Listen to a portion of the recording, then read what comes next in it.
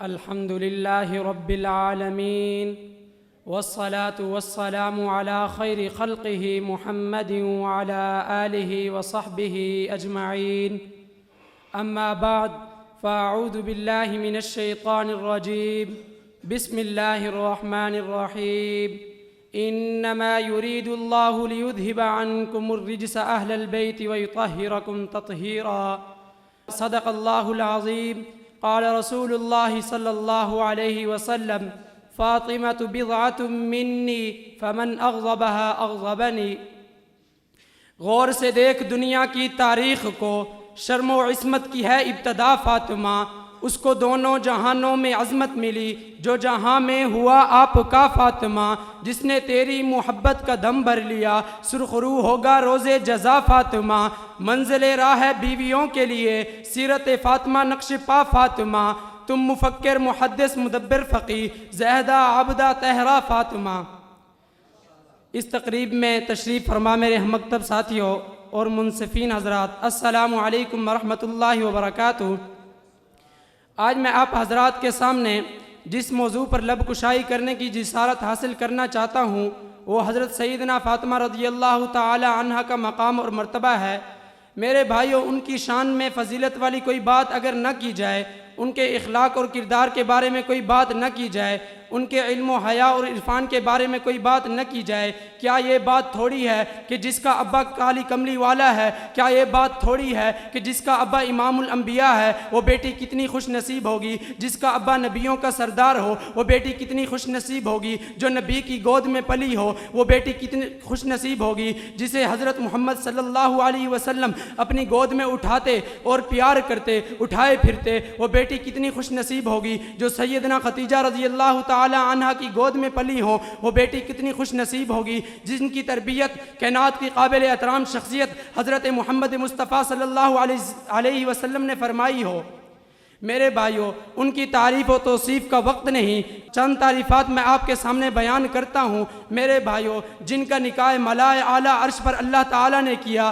میرے بھائیوں، فضائل فاطمہ بنت رسول صلی اللہ علیہ وسلم کتاب کا نام ہے، جلد نمبر 1 ہے، صفحہ نمبر 48 ہے. اٹھائیے. حضرت ابو ایوب انصاری رضی اللہ تعالیٰ عنہ روایت کرتے ہیں، حضور صلی اللہ علیہ وسلم نے ارشاد فرمایا: مجھے آسمانوں سے حکم کیا گیا فاطمہ کی شادی کے بارے میں. میرے بھائیوں، دوسری حدیث ہے، کتاب کا نام ذخائر العقبہ فی مناقب ذوی القربہ ہے، صفحہ نمبر 72 ہے. حضرت علی رضی اللہ تعالی عنہ روایت کرتے ہیں، حضور صلی اللہ علیہ وسلم نے ارشاد فرمایا: میرے پاس ایک فرشتہ آیا کہ اس فرشتے نے کہا اللہ تعالیٰ نے آپ کو سلام کہا. میرے بھائیو ذرا توجہ، وہ خاتون جنت ہیں جن کے ابا جان کو اللہ تعالیٰ سلام پیش کر رہے ہیں. اور آگے فرشتہ کہتا ہے کہ اللہ تعالیٰ نے فرمایا میں نے فاطمہ کا نکاح علی سے ملائے اعلیٰ عرش پر کر دیا ہے، آپ بھی زمین پر فاطمہ کا نکاح علی سے کر دیجئے. میرے بھائیو، یہ فاطمہ ہے جن کا نکاح ملائے اعلیٰ پر رب الکائنات نے کر دیا. میرے بھائیو، ان کے حیا اور پاک دامنی کی بات کی جائے تو چاند کی پہلی تاریخ ہے، اپنے ابا جان کے گھر خاتون جنت تشریف لے جاتی ہیں.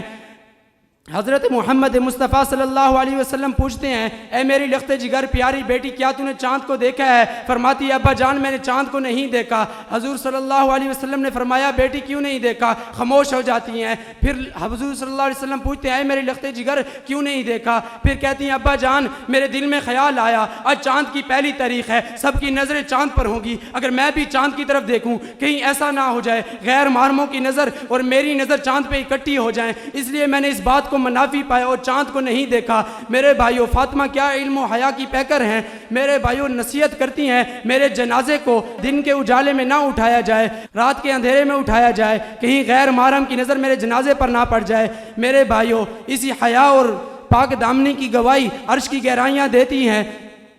قیامت کا دن ہوگا، عرش کی گہرائیوں سے ایک منادی آواز دے گا کہ اے عرش والو، میدان معاشر والو، اپنی سروں کو جھکا لو، اپنی نظروں کو نیچا کر لو کہ فاطمہ محمد صلی اللہ علیہ وسلم کی لخت جگر گزریں گی. میرے بھائیوں، حضرت فاطمہ رضی اللہ تعالی عنہ 70,000 حوروں کے ساتھ چمکتی بجلی کی طرح پل صراط سے گزر جائیں گی. میرے بھائیوں، یہ حضرت فاطمہ رضی اللہ تعالی عنہ کی پاک دامنی اور حیا ہے.